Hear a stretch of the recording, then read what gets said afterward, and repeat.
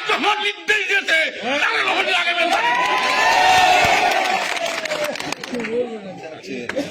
আমরা বিশ্বাস করি, আমরা রুবেলকে বিশ্বাস করি না,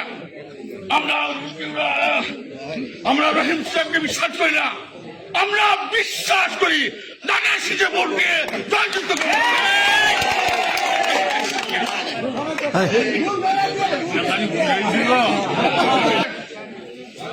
আজকের এই পরিষদে আসুন আমরা শপথ নেই আজকে থেকে আমরা প্রত্যেকটি ডোর টু ধানের শীষে ক্যাম্পাস করবো।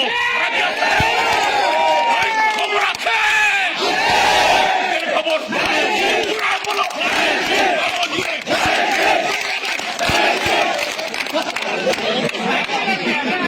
এই আমার দীর্ঘ 13 মাস পরে যে সাজা আমাকে দিয়েছিল সেই সাজা মুকুব করে যাওয়ার জন্য আমি ধন্যবাদ জানাই যিনি আগামী দিনে এই শ্রীবদী যিনি গাদীর একজন মরহে মন্ত্রী হতে যাচ্ছেন, যা নির্বাচনে আমরা আজ থেকে শুরু করতে যাচ্ছি। পারিবারিক ভ্রমণ, এয়ারপোর্ট ড্রপ, বিয়ে বা মিটিং, গাড়ি ভাড়ার একটাই ভরসা, নালিতাবাড়ি রেন্ট এ কার। আরামদায়ক, নিরাপদ এবং সময়নিষ্ঠ সেবার জন্য নালিতাবাড়ি রেন্ট এ কার আপনার বিশ্বস্ত সঙ্গী। সেই মহোদয় রমেশ সাহেবকে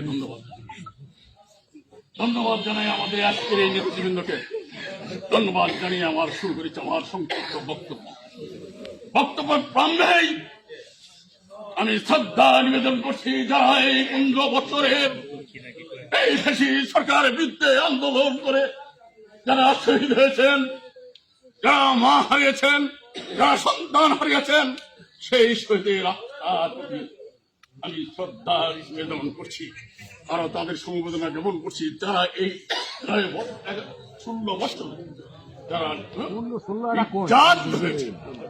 তাদের প্রতি ভাইরা আমার বক্তৃতা আমি কি দিচ্ছি। যখন আমি 79-এ এই সর্বপ্রথম এই 11 পাহাড়িয়া বাংলাদেশে ছাত্ররা যদি শুরু হলো তখন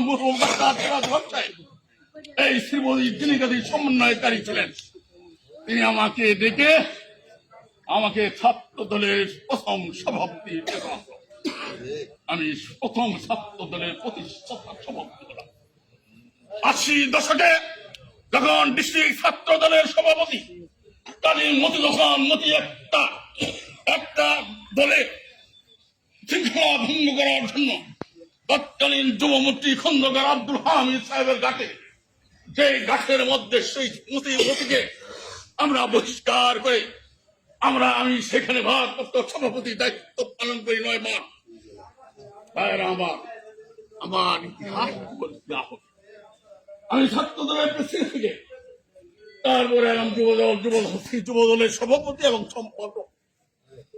যখন আমরা ছিলাম তখন সেই সাহেবরা বলে আমাদের সমস্ত নেতারাই শহীদ জাতীয় পার্টিতে জয়েন করলো, কোন নেতার আমরা এই 11 পাহাড়িয়া বাংলাদেশে কেউ পাইনি, শুধু পেলাম খালি জামাল আর পেলাম আমি শুধু রমিত আর ডাক্তার সিরাজুল হক সাহেব। আমরা মিছিল করবো, লোক পাওয়া যায় না, ডাক্তার ভাই আমি মিছিল করি, ডাক্তার ভাই হাত পা করে এইভাবে দলটাকে আমরা সেদিন হাকিম ভাই চলে গেছিল জাতীয় পার্টিতে, সেদিন সংগঠন আমরা এই পর্যন্ত নিয়ে গিয়েছিলাম। যাই হোক আমি ওই দিকে বক্তৃতা দিতে চাই না। আজকে যখন আমি এই দলে আমাকে যখন আবার নিয়ে এসেছে, আমি আপনাদের কাছে উদার আহ্বান হবো, আমাদেরকে কিছুটা